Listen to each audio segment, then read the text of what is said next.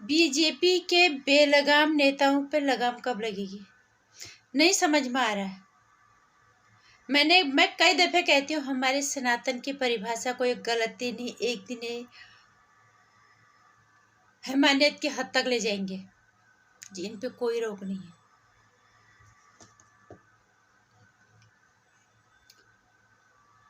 कभी इनके नेता दलितों के ऊपर पेशाब कर देते हैं, कभी ये महिलाओं पे अभद्र टिप्पणी करते हैं। ज्यादा दिनों की बात नहीं है, रमेश बिधूड़ी प्रियंका गांधी जी के बारे में कितना गंदा बोला था, कितना मतलब बोलते हुए भी हमें शर्म आ रही है। एक इतने उम्रदराज आदमी, इतने सम्मानित सांसद, हमारे देश के लोकतंत्र के मंदिर के अंदर कितना गलत बोलते हैं, बात सनातन की करते हैं, दुहाई देते हैं सनातन की बीजेपी वाले। मुझे समझ नहीं आता कि मोदी जी इन पे लगाम क्यों नहीं लगा रहे और कब लगाएंगे, अगर लगाएंगे भी तो।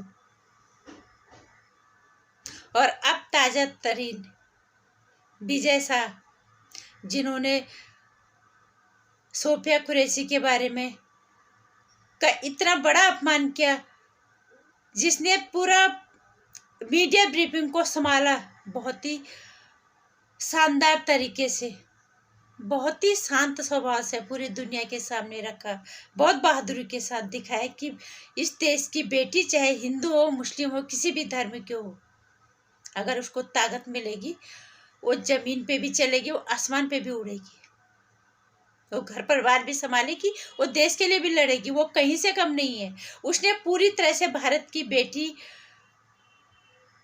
को वहां पे प्रस्तुत किया।